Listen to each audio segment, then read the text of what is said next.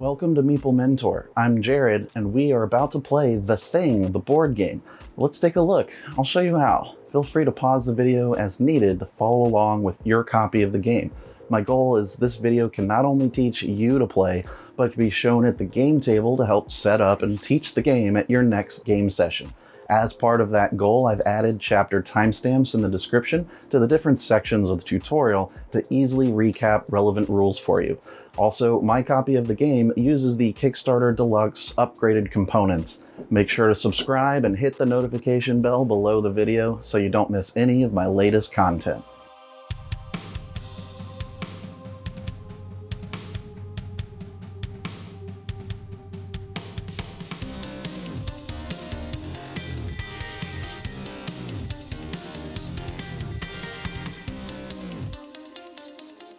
If you're a fan of John Carpenter's hit film The Thing, you'll be excited to try the board game. It's not the first one based on the movie, but certainly the newest and most in-depth. Just like in the movie, an alien contagion has spread into Outpost 31 in Antarctica, with every living creature being susceptible to being taken over. The Thing is one conscious entity among multiple manifestations that can kill and emulate what it's killed. So paranoia, fear, and tension rises among the few stationed here, since anyone could actually be the alien creature. The only way to find out for sure is a blood test. During the game, one person secretly starts as the Thing and tries to infect as many others as possible, destroy the facility, and escape the compound. The human player team will need to survive long enough to get on a helicopter or take the snowcat out to warn humanity, without accidentally bringing along an alien with them. Let's take a look now at how to set up the board game. Place the game board in the middle of the table. Take the weather table card and place it on the board on the side for your player count. I'll go ahead and say here that there are some different rules that change for a 1 to 3 player game, so I'll cover those at the end. It plays up to 8 players, but I'll be demonstrating a 4-player game. Add fuel tokens to the generator and boiler rooms next. They each start with 4 on the marked spaces. Put 1 fuel token on the full tank spot for it by the rescue helicopter at the start of the fuel track. Place the rescue helicopter token above it on the icon of the SOS track. Put 16 food tokens into the pantry. Sort out the kennel location card and place it on the kennel. Shuffle the remaining location cards and turn over the first card. Place the leader token in that location. Then shuffle all the location cards without the kennel card and put it next to the board. For now, put the 4 dogs inside the kennel. At the shed with the snowcat, place 1 damage counter. Then on the base helicopter, put out damage counters according to player count. 2 in a 4-player game, 3 in a 5-player game, 4 in a 6-player game, and so on. Now you'll create the weapon deck based on player count.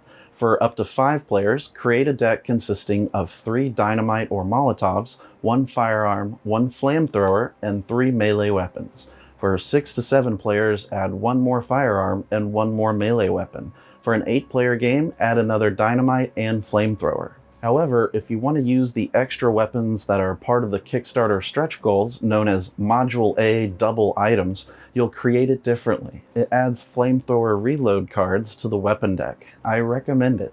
To do that, for a 5-player game, use 1 flamethrower and 7 random cards. In a 6 to 7-player game, use 9 random cards, and an 8-player game adds 11 random cards. Shuffle and place the weapon deck to the left of the board near the armory room. Now create the item deck based on player count.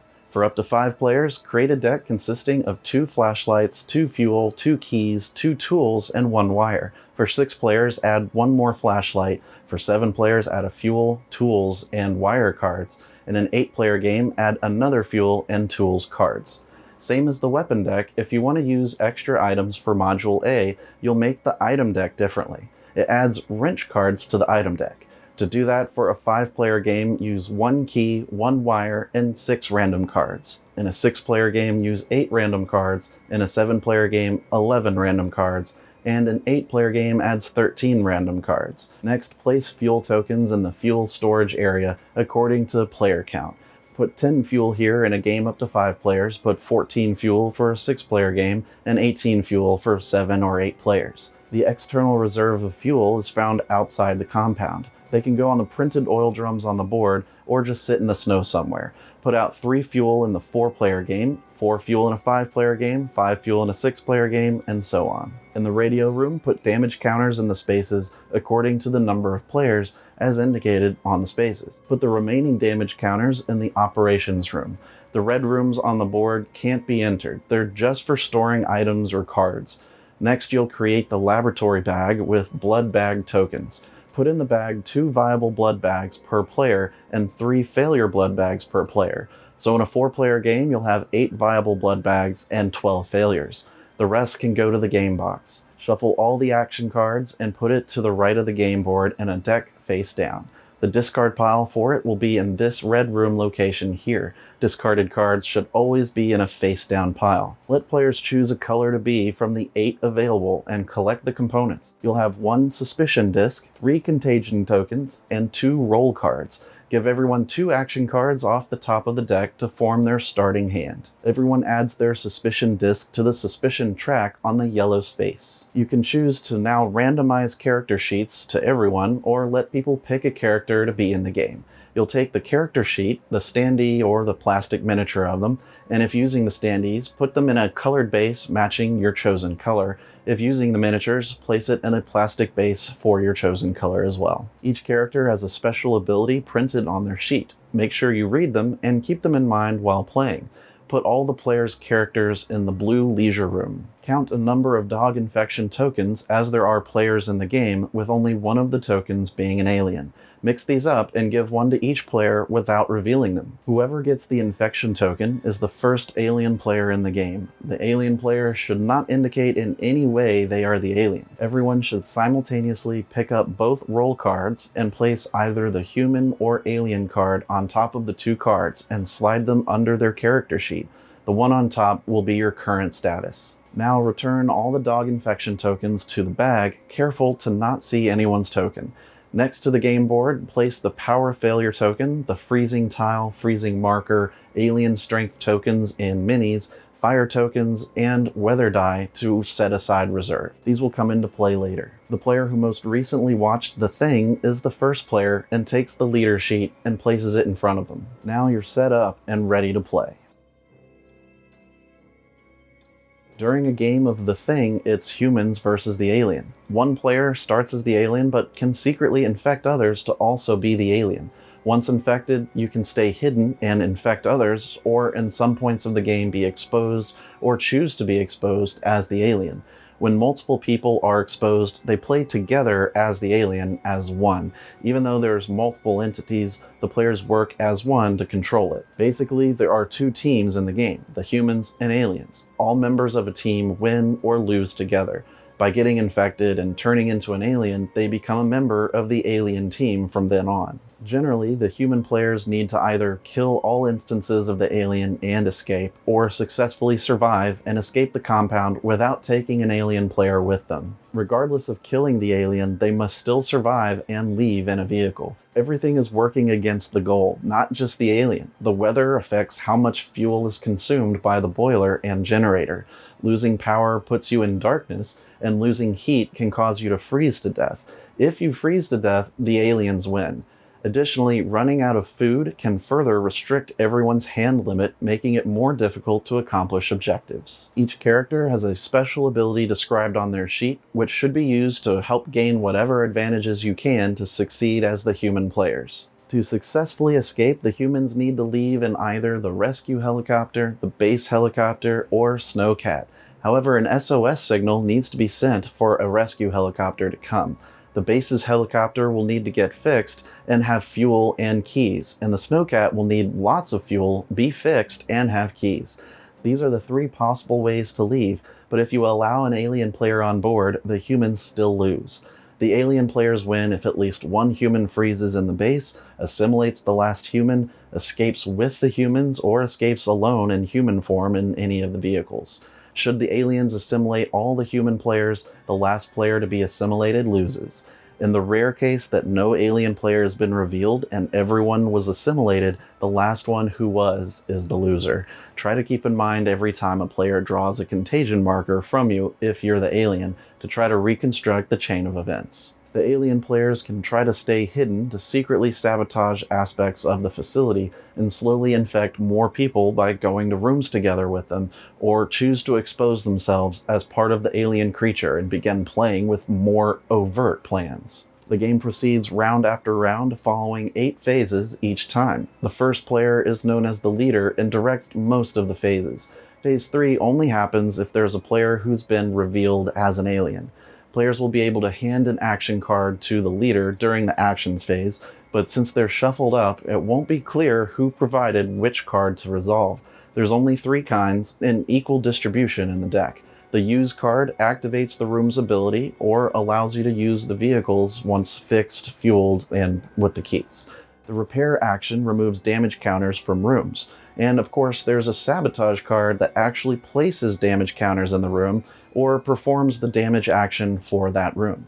Phase 8 is dog movement and leader change. Usually, all the dogs not locked in the kennel get randomly moved to rooms, 1 per room. At the start of the game, in the first round, all the dogs are already locked up. However, upon reaching this phase the first time, release them all. They go to the location cards randomly drawn. Dogs are another danger to the humans, as they could possibly be infected. This is handled by a special contagion draw step, pulling a dog token from the bag, look at it, and put it back in. If it's infected, they become an alien. Regardless, whenever doing a contagion check, pick up both your roll cards and mix them up a bit before putting them back down. This will help confuse other players as to if anything happened or not. The dogs can be rounded up and put back in the kennel, but it takes 2 or more characters in the room with a dog to send them to the kennel. Only the dogs and an exposed alien can go into the purple zones, like the kennel. The red zones are for storing tokens or action card discards. The yellow zones are attached to a room and hold items in storage for it. Blue rooms are locations where only the human characters can move to, without limit. The green rooms are locations where anyone, humans, aliens, and dogs can go to. Max of 3 characters, 1 exposed alien, and 1 dog. If trying to round up the dogs is too challenging, the game offers an optional kennel rule. Remove the kennel card from the game, which will prevent the dogs from ever getting out again after the first time. So once they're rounded up once, they will stop being a potential threat. Let's get into the details of each of the 8 phases of a round. Phase 1 is weather conditions. The leader rolls the weather die and sets it on the weather table, matching the result rolled. If the die was in the weather station room because someone had used the room and rolled it previously, the leader may opt to keep that result or the one just rolled. The weather affects how much fuel must be consumed in the next phase. Phase 2 is base maintenance and rescue helicopter advancement. For the base maintenance, the weather table indicates how much fuel the boiler room and generator uses up. Discard the number of fuel tokens required from the room's location. If there aren't enough fuel tokens in the room to satisfy the requirements, the location receives damage counters equal to the number of missing fuel tokens, up to the maximum number of damage spaces on the track. Do this for both the boiler room and generator room. Once the boiler room receives 3 damage counters, it's irreparably damaged. Place the freezing tile on the location with the freezing marker added to the start of the track. On future turns, you'll look at the freezing boiler room icon on the weather table to see how this track advances. From then on, the boiler room does not consume fuel. Instead, if the freezing track marker reaches the end, all the humans still in the base freeze to death and the alien wins. Should the generator room not have enough fuel and end up with 2 damage counters, the electricity is knocked out in the base. Put the power failure token in the room to remind players that the darkness rules apply going forward. While the generator is broken, it doesn't consume fuel. Power can return if a player removes at least 1 damage counter from the generator room. I'll explain more on how this all works in the actions phase. Now that the base maintenance is taken care of, you'll take care of the rescue helicopter track. Only do this if someone has sent out the SOS. The fuel marker moves forward 1 space to indicate the amount of fuel the copter is consuming on its journey to you or while waiting for you. The rescue helicopter moves a number of spaces forwards on the gray spaces equal to the number shown on the weather table. If the rescue helicopter moves onto the last space, it has arrived. Place it on the helipad, waiting for players to get on. If the helicopter has already arrived, the fuel still moves forward once. When it reaches the final spot of the fuel track, the rescue helicopter automatically departs, abandoning the players. Next is Phase 3, where an exposed alien player or players get to plan actions. If there's no exposed alien, skip this phase. The alien will attempt to sabotage the base and assimilate other players. To do this, they take the location deck and choose one or more locations to send aliens to. These are placed face down in front of them with alien strength tokens placed on them. The point value of the alien strength tokens determines which aliens go to the rooms and how strong they are. Their strength affects how much they can damage the room and if they can overpower the humans there. Don't reveal these until the next phase. At the start of Phase 4, each character player, starting with the leader, draws action cards from the deck up to their hand limit. The default limit is 3 unless the base ran out of food. If needing to draw action cards but the deck is empty, shuffle the discards to make a new deck. After everyone's drawn up, the leader draws one extra card from the deck and places it face down on the leader sheet without looking at it. Next, players can choose which room to go to. Start with the player left of the leader and go clockwise, ending with the leader. Each person, aside from exposed aliens, either moves their miniature to a location and gives the leader one of their action cards face down, or moves to the dormitory and lays down their character. This option is taken if they don't like their cards and want a new hand instead of helping take actions that round. The player discards their hand and gets to look through the action card deck and choose which cards they want, up to their hand limit. Then shuffle the whole deck with any discards. There's a special action available as well that allows players who don't like their cards to still help take actions in a room. Move your character to a location, keeping them standing up, and discard all your cards. Then draw a card off the top of the deck and look at it. This card must be placed face down on the leader sheet with the rest of the active cards chosen. Doing the first option of moving to a location and choosing an action card, you should try to select a helpful card unless you're secretly an alien. Either way, players can't tell anyone exactly what cards are in their hand or what card they're playing. These cards are placed face down on the leader sheet with the one already there, forming the active cards stack. Any player whose suspicion marker is at or above the red space for your player count on the suspicion track must hand their chosen action card face up. Everyone will know what card they are playing.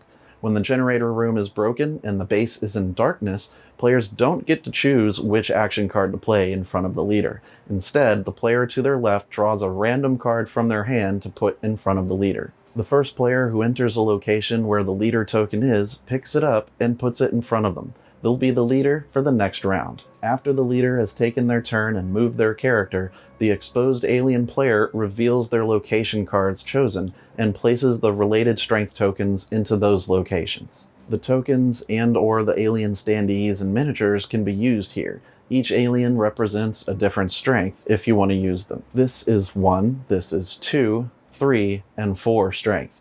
You can put those on the locations where the alien is sent. If the alien is alone there, they may sabotage the room as indicated on the room's sabotage details. The strength of the alien there affects how much the room is sabotaged. Next, check for any rooms that have encounters. Anywhere where multiple beings are in the same location, an encounter occurs. All encounters must be resolved before any of the active cards in the stack are assigned and performed. I'll cover in detail the encounters a bit later.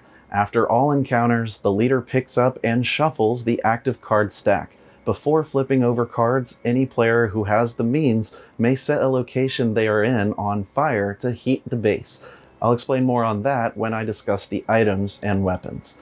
The leader must flip over and play at least one action card. They must assign the card to any one character still standing in a location where the card can be used. The player executes the action and lays the character down. If a card is drawn but there's nowhere it can be resolved, the action is lost. Even still, a character must be chosen to be laid down. Laid down characters can't be assigned any more action cards this round. Players can discuss with the leader which character should use the drawn action card, but the leader always has the final decision. After resolving the first card, the leader may choose to keep drawing action cards to resolve or stop.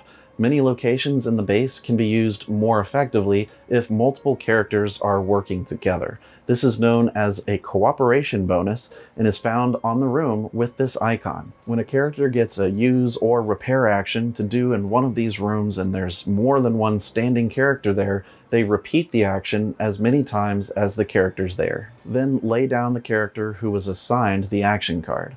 I'll cover all the room actions later. Once the leader has chosen to stop drawing action cards to resolve, discard any remaining from the stack into a face-down discard pile without looking at them. Proceed to the next phase, Leisure Room and Accusations. Every player except the exposed aliens should return their character to the Leisure Room. Players may exchange items and weapon cards with each other as they wish. There are no limits to the number of weapons or items a player can hold. Discussions and accusations can be made about who they think is secretly an alien. After the discussion, take a vote on the count of 3. Each player may point a finger simultaneously at who they think may be an alien. However, anyone whose suspicion disk is in the green space cannot be voted against. Anyone who doesn't want to vote simply crosses their arms. Starting with the leader, move your suspicion disk forward 1 space on the track for each player who voted for them. Finally, any infected player may choose at this time only to reveal themselves as an alien. From then on, they will play as an exposed alien. After voting, adjusting suspicion, and letting any infected players choose to reveal themselves, move on to the testing phase of the round. You must have the required components to conduct a test on someone.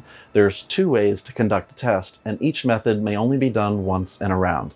If more than one player could do one of the tests, the leader decides who gets to do it. The first method is to have a blood bag token. This is test A, the blood test. The blood test restricts you to test only the character with the highest suspicion on the track. If tied, the owner of the blood bag decides. Show the blood bag token and discard it to the discard area. Test B is the fire test and requires a player to have a wire and flamethrower. They must both be owned by the same player. Discard 1 reload token from the flamethrower to do the test. Test B lets you test any character you want, regardless of their suspicion level. You might even want to test yourself in order to prove to people you aren't an alien. In either testing method, the tested player must reveal their true nature and show their current role card to everyone, human or alien. If the test player shows themselves as human, move their suspicion track to the green area. If showing an alien, they immediately transform and begin playing as an exposed alien. I'll explain later how the alien player plays. For now, let's continue through the phases. In Phase 7, the players must feed their characters. Any food in the kitchen is discarded. It's usually 2 spam. As long as there's 1 token in the kitchen, everyone is fed. If no food was placed in the kitchen, 4 food tokens are discarded directly from the pantry. If there's not enough food to do that, all characters are now hungry for the remainder of the game. Everyone's maximum action card hand limit is reduced to 2. Everyone should immediately discard down to 2 as necessary. The final phase has to do with dog movement and changing the leader.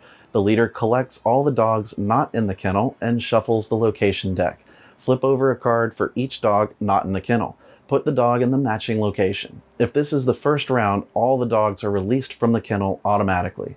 Should the kennel card come out, all dogs in the kennel are released. The leader should draw more location cards to determine where they go. Once all the dogs are placed, if someone has the leader token in their possession, they take the leader sheet in front of them to be the leader in the next round. If no one took it, the current leader remains the leader. Finally, draw 1 last location card to place the leader token back to the board. Someone who goes there in the next round can take it to become the leader. It's possible in the final card draw for the leader token placement that the kennel card comes out. Immediately release any dogs in the kennel and place them on locations in the base before drawing a card for the leader token's location again. If there's an exposed alien player and there are alien strength tokens or minis on the board, they can remove them and collect them back for the next round's preparations. That concludes a round. Continue with Phase 1 for the next round to start. The goal of the alien player is to sabotage the base and cause the humans to die, or to secretly escape in one of the vehicles. If you want to play as an exposed alien player, you can choose to reveal yourself during the accusations phase voluntarily. Otherwise, someone would have to discover you as an alien during a test as part of the testing phase. Once exposed, remove your character from the game and discard any cards and tokens you have. The The lab tokens should be discarded face down. Flip your character sheet over. If the exposed player was the leader, move the leader sheet to the next player clockwise who isn't exposed. The first exposed alien player will take the location deck, alien minis and standees, and alien strength tokens equal in power to half the number of players in the game, rounded down. You can use the tokens or aliens interchangeably, recognizing the powers of each type of alien entity. They'll be able to start planning locations to go in Phase 3 of the next round. With each new exposed alien player, the alien adds 1 point of strength to the current pool. These alien players work together as one, sharing choices and actions. Be sure to not let the humans know which locations you're planning to go to, of course. Remember, there's only one alien composed of multiple semi-independent parts, absorbing the consciousness of all the creatures it has infected. No one player owns the alien strength tokens. To review, the exposed alien player gets to act in Phase 3 of a round. At this step, choose and place face-down location cards to send aliens to. Assign at least 1 point of available strength to each card you put down. The total point value determines the alien strength in that location, which helps determine how much damage is dealt there, and if the alien can prevail over humans there. During Phase 4, after players have chosen their cards and moved their character to locations, the exposed alien player will now get to reveal their chosen location cards. Place the alien strength tokens or miniatures to the corresponding locations. If they are alone in a location, they may freely sabotage it, doing damage as shown in the location's details. If there's a dog or human players there, an encounter is resolved for each. The alien player resolves their solo sabotages first, then proceeds to encounters with dogs and humans in the order of their choosing. I'll cover those in the next section. The way the alien sabotages each location is different. Let's look at what happens in each room when the alien is alone. At the generator room, place 1 damage counter for each point of strength they have there. The same thing happens when in the boiler room, adding damage there. At the armory, they remove 1 weapon card from the game for each strength point they have there. Do not look at the cards removed, just return them to the game box. In the kennel, the alien can assimilate a dog as long as its strength is greater than the number of dogs there. Add 1 point of strength to their pool and remove the dog from the game. In the weather station room, discard 1 fuel token from the fuel storage for each strength point the alien has there. In the kitchen, the alien player discards 2 food tokens for each strength point the alien has there. It could be first from the kitchen, then from the pantry. At the laboratory, draw a number of lab tokens from the bag equal to the alien strength there and discard them from the game. Put them face down in the discard area. At the base helicopter, put 1 damage counter on the helicopter for each strength point the alien has there. Note that anytime the alien adds damage to something, they can only place damage up to the spaces allowed, and up to the player count noted on them. At the Snowcat shed location, the player also damages the Snowcat 1 damage counter per point of strength there. In the warehouse room, the alien player removes cards from the top of the item deck out of the game without looking at them. Remove 1 item card per point of strength you have there. At the radio room, the alien player adds damage counters equal to their strength. As I just said regarding resolving exposed alien encounters, those are done first when in Phase 4. Resolve first the exposed alien sabotages locations where they are alone, then move on to aliens with just dogs, then exposed aliens with humans. After all the exposed alien encounters are done, then you'll proceed to other encounters, such as multiple humans or humans with dogs. Additionally, characters may use weapons to avoid encounters. If there are others in the encounter still, those players must still resolve it. Only the people playing the weapon cards can avoid it. Wherever the alien is alone with the dog, it can assimilate it if its strength is greater than the number of dogs there. Add 1 point of strength to the alien pool, then remove the dog from play. However, the player may instead choose to sabotage the location instead of assimilating the dog. When the alien is present with humans in a location, compare its strength to how many humans are there. Each character has a strength of 1. If the alien has less strength, the alien runs away without doing anything. Return them to the alien player. The characters there will be able to perform actions normally. If multiple people are there, they will also do a contagion check with each other after the alien leaves. I'll cover contagion checks in just a second. When the strength of the alien matches the strength of the humans in the room, the alien still runs away without doing anything, but all the characters must lay down. They won't be able to perform actions or do any contagion checks. Should the alien's strength be greater than the characters at the location, the alien chooses whether to assimilate a living being there or sabotage it.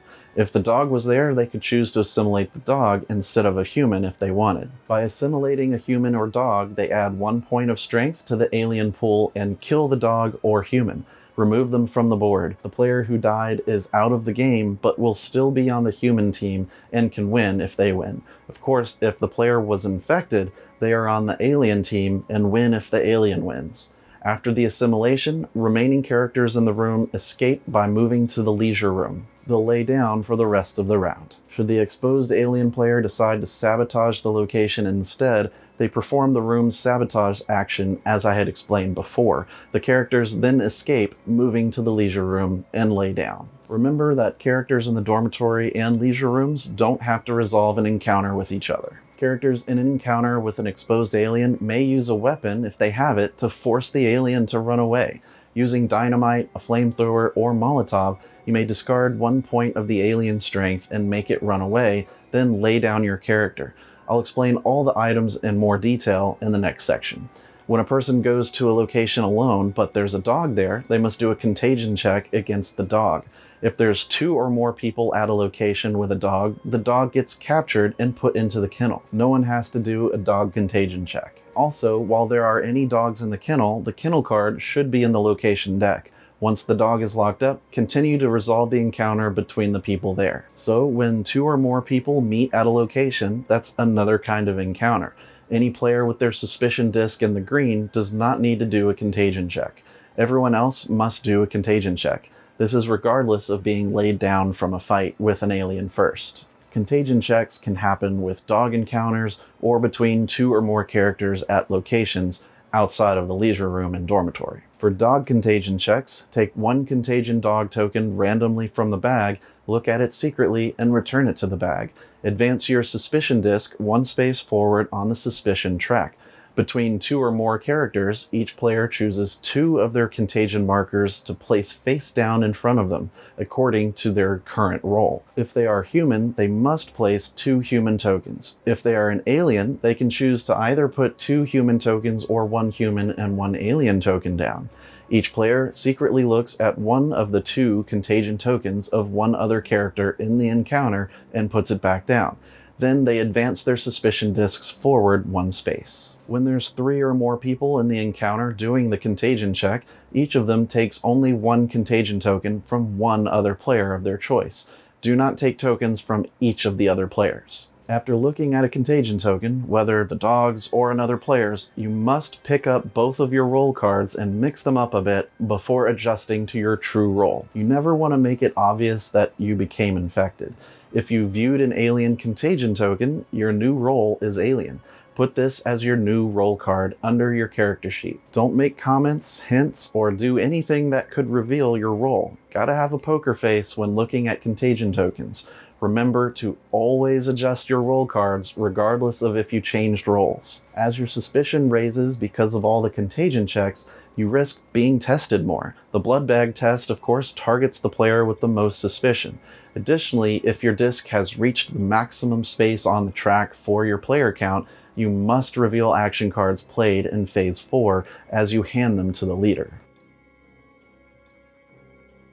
While we've covered the majority of how the game plays, I haven't yet detailed each of the rooms and their actions that players will need to be doing during the actions phase. Firstly, I'll say that the repair card can be used with a character in a location with a damage counter on it. Just remove one of them when resolving the action card. Not all the locations on the board can be damaged. You'll see the spaces for them. The most damage a location can take is shown by the player count in the spaces. Also, the dormitory is only visited when players want to trash their hand and choose new action cards during Phase 4. Their miniature lays down when moved here. The red locations cannot be entered. Remember too that the green locations have a maximum of 3 characters, 1 dog, and 1 exposed alien at a time.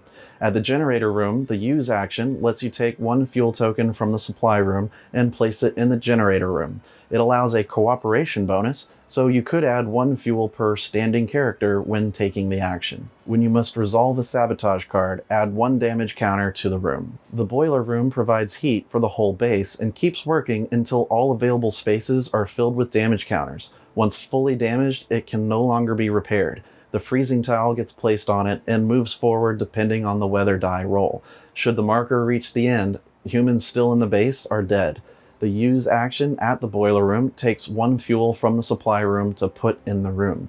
The cooperation bonus is active here, letting you put more fuel out quicker. The sabotage card adds 1 damage counter to the room. The armory allows you to find weapons by drawing cards from the weapon deck.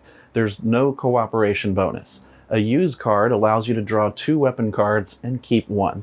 Put the other at the bottom of the deck. The flamethrower must come out in front of you, face up immediately. The rest are kept secret in your hand. When a sabotage card is played on a character in this room, remove the top weapon card from the game without looking at it. Humans and infected humans cannot go to the kennel. Only dogs or the exposed alien can go there. In the weather station room, the use action allows you to roll the weather die and add 1 fuel token from the supply room to any location you choose, as long as there's room for it. Once rolled, the die is kept here until the next round. If the die was already here because someone had done the action, you can choose to keep the new roll result or the previous one.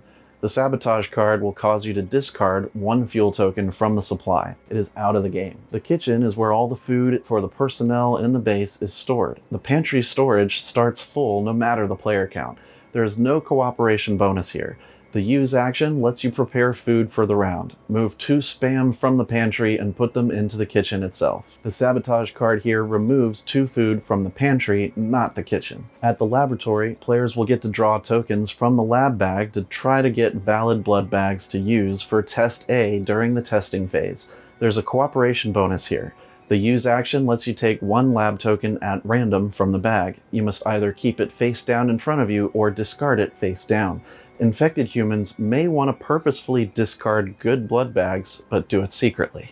Normal humans should keep the good ones and discard the bad ones. A sabotage card played here requires you to search in the bag for a good blood bag and discard it. The base helicopter starts with damage and will need to get repaired fully in order to be used to escape the base.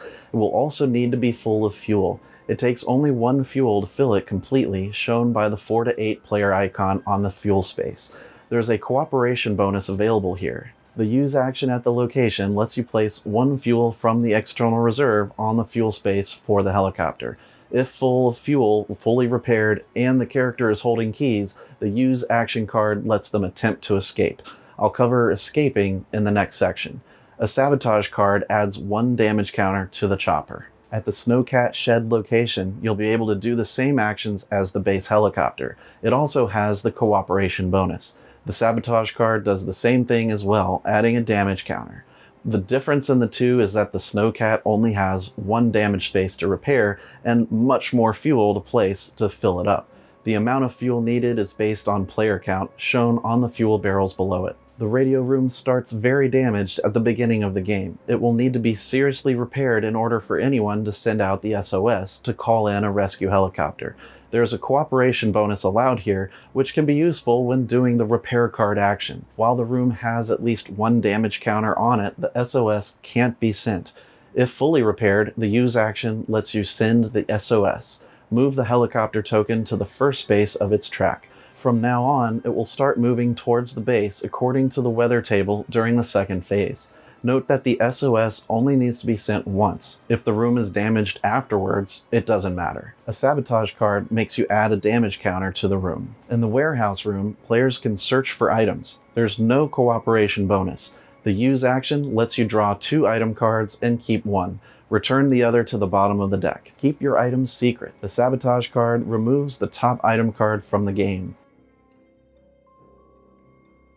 Now is a good time to look at all the items and weapons in the game. You can hold as many of these as you like, and they can be traded to players during the leisure room phase. You are never required to use an item or weapon.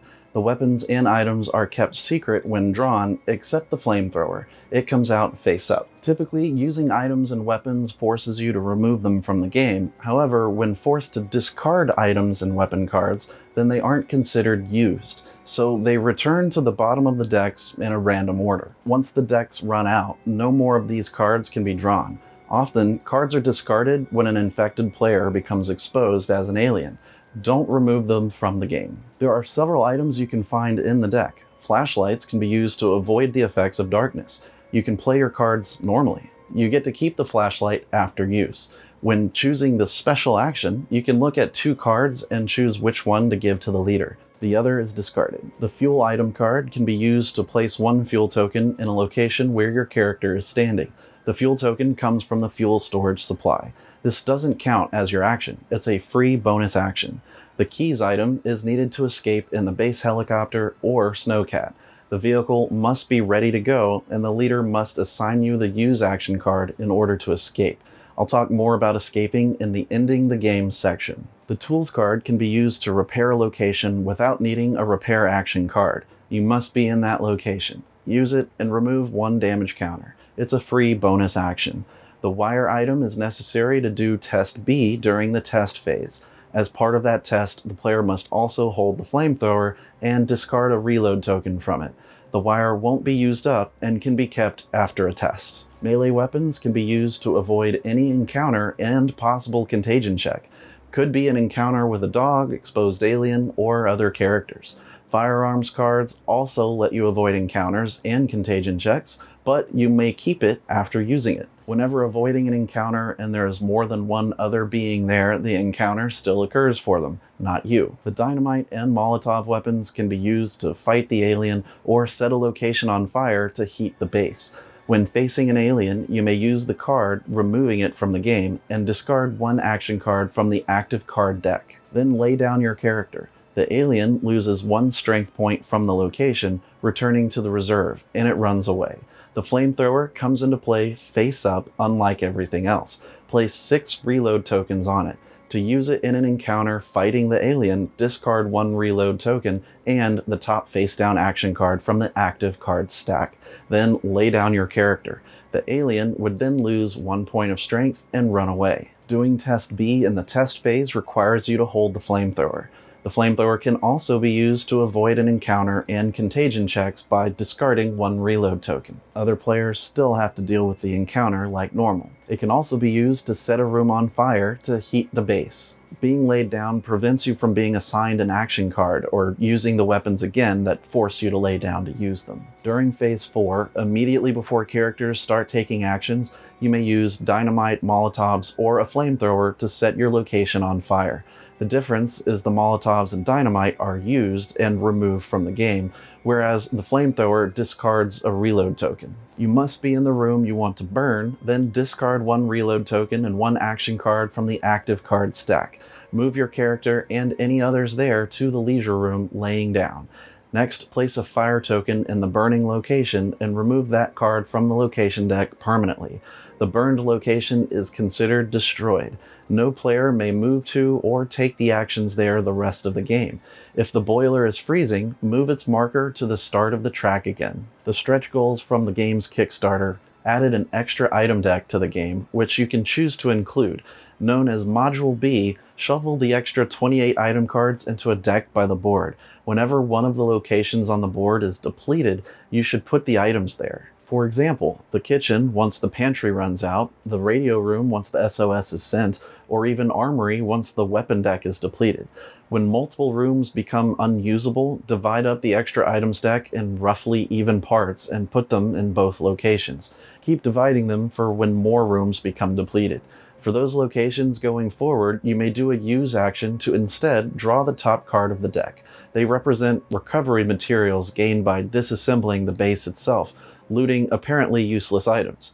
The extra item cards are removed from the game after use. Each one shows the action it allows and sometimes the locations they can be used in. One of the new cards in here is actually junk. It's used for nothing and absolutely worthless. Check the Module B item description page included in the game to read more on what the extra items do for you. They can be very helpful. Speaking of helpful items, if you included the double items module into your game, you'll notice two new types of cards. I already explained in the setup how to include these in their respective decks. The new wrench card has two possible uses. It can be used to repair a location like a tools card, or used as a weapon to avoid an encounter like a melee weapon. The flamethrower reload card also has two possible uses. You may use it to reload the flamethrower to add 3 reload tokens to it, or use it to move 1 fuel token from the fuel supply storage to the location your character is standing in. The board game can end in several different ways depending on the choices and behavior of the players. In most cases, you'll find it ends in the elimination of members of the other team. The human team wins immediately if they all escape from the base with no aliens on board with them. There's 3 possible ways for them to escape: the rescue helicopter, the base helicopter, or the snowcat. Note that even if the humans kill all aliens from the base, they must still properly escape to warn humanity of the impending danger to win. As for the alien team, all of them are considered a single entity, so if the final character was assimilated, that human is considered the loser. The members of the alien team win. The alien also can win if 1 or more humans die frozen in the base. If an infected human escapes alone or with other humans in one of the vehicles, the alien also wins. To escape in the rescue helicopter, it must have arrived and not left yet. Remember that during Phase 2, if the rescue helicopter has arrived and the fuel token is already on the final space, it just leaves and abandons players. In Phase 4, immediately after all encounters have been resolved, if the rescue helicopter is there, the player with the lowest suspicion value may choose to get on board the helicopter. In a tie, the player first in turn order gets first option. If they don't choose to board, no one can attempt to use it this round.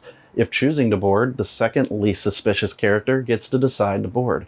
However, they can only board if the player already on lets them, then move on to the next suspicious character, and so on.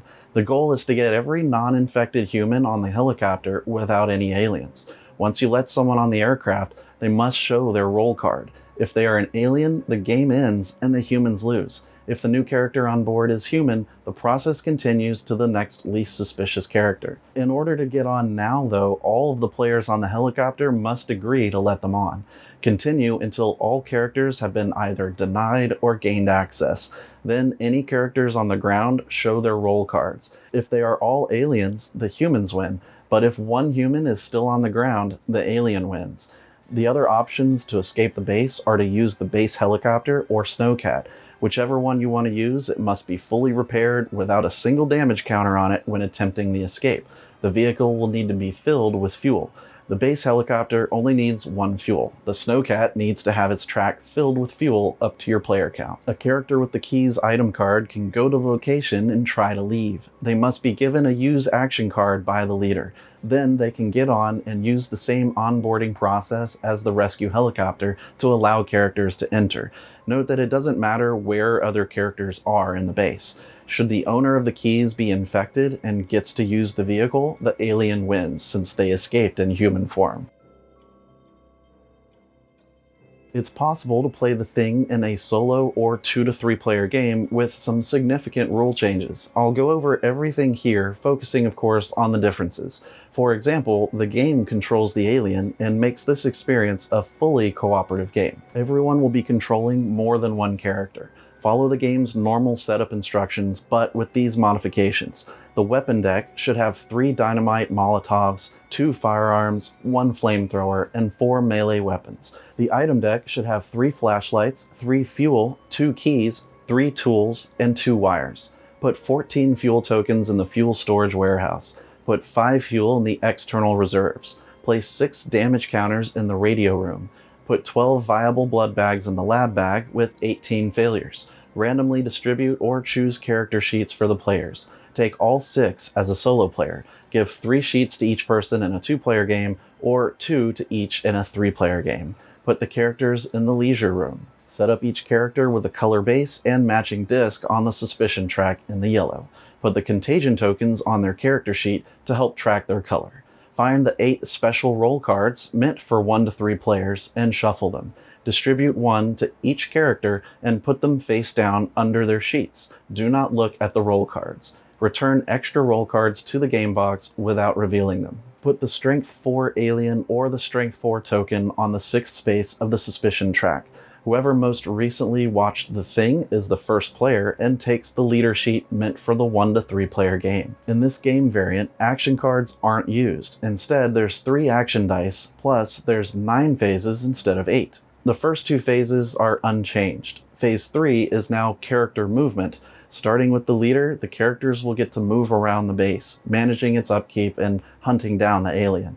Each player on their turn must choose one of 2 options for each of their characters they control. The character should go to any location other than the dormitory or go to the dormitory. The only reason to go to the dormitory is so that that character can be used to change the result of one action die to do whatever they want for another character somewhere in the base. However, only one character can go to the dormitory each round. Placing your character in a location where there are others already there, all their suspicion discs advance once on the track. If a lone character encounters a dog, do a dog contagion check as normal. But if the alien token is drawn, the character is immediately exposed. The other 2 ways the alien can be exposed is through a test, or if one or more characters' suspicion disc is in the same space as the alien threat token. When there are multiple characters there, only one of them is transformed into an alien. The leader chooses. Remove their components like normal and do not reveal their assigned roll card. The alien's strength is 5 the first time it gets exposed. It still increases by 1 for more assimilations and exposed aliens like normal. Phase 4 is Alien Actions phase and only takes place if the alien has been exposed. It is controlled by an AI system with these priorities in order: assimilate characters, assimilate dogs, and lastly, to sabotage the locations. The exposed alien attacks random locations as drawn from face-down location cards. The amount of strength it assigns is how much it will take to defeat the largest group of characters in any room. As long as it still has strength points left, draw a new face-down location card, putting the same strength on that, and so on until it allocates all its points. Once assigned, reveal the location cards and put the tokens in the matching locations. Resolve encounters and sabotages according to the normal rules. If the kennel card is drawn in this phase, the alien assimilates 1 dog currently in the kennel. The next phase is Character Actions, Phase 5. At the beginning of this phase is when escaping in the rescue helicopter is possible, just like in the normal rules. The leader gets to roll the 3 action dice. After rolling, they may decide which of the characters to assign the dice to. Also, the player controlling a character in the dormitory can choose to lay them down to change the result of one of the dice. The cooperation bonus still affects actions like normal. The leader can now cancel 1 or more of the action dice results, but must advance their suspicion disc on the track for each one. All uncancelled dice results must be resolved. On a sabotage result, do the sabotage action for the location where the character is. On an alien threat result, advance the alien threat token 1 space to the left on the suspicion track. If any sabotage or alien threat results were resolved, the character's turn is over and it lays down. Otherwise, if no sabotage or alien threats were resolved, the character gets to perform 1 action matching the result of 1 of the action dice. Do that action and lay down the character. Optionally, they may use the repair or use result to burn their current location. The leader can choose to roll the 3 dice again or stop to go on to the next phase. As long as 1 character still stands, the leader can roll dice and handle resolving them the same way. If the base is in darkness because the generator is out, the action dice are rolled after choosing a character to assign them to. The flashlight will let a character re-roll up to 3 dice.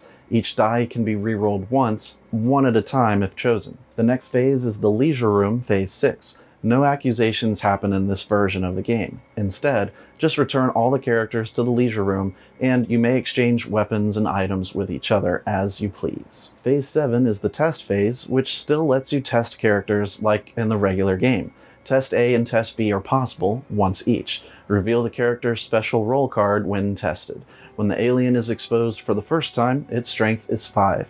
If already revealed, new exposed aliens add 1 point of strength to the alien. When a character is assimilated without being tested, the special roll card is not revealed. Phase 8 is the food consumption phase, with no changes from the normal rules. However, once players become hungry, only roll 2 action dice instead of 3 during the character actions phase. The last phase is dog movement, leader change, and alien threat movement. Move the dogs like normal, revealing location cards for each one not in the kennel. If the kennel card comes out, any dogs in the kennel are released and must also be assigned locations. Next, pass the leader sheet to the next player clockwise around the table. The token isn't used. Lastly, move the alien threat token depending on the current situation on the board. If the threat token is alone on the track space, move it one space to the left. If it lands together with one or more suspicion discs, assimilate one of them, leader's choice. Move the token to the right, the number of remaining discs still there. Additionally, if the threat token started on a space with one or more character discs, it won't move to the left. Instead, one of them is assimilated, leader's choice.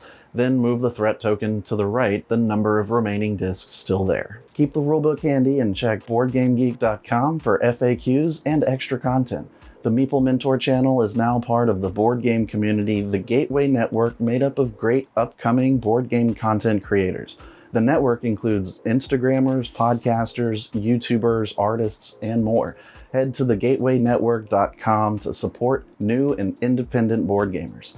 Thank you for watching this tutorial. Like and subscribe if you found this teaching helpful. Stick around to watch another Learn to Play video. And remember, teach when you can, but always be learning. See you next time.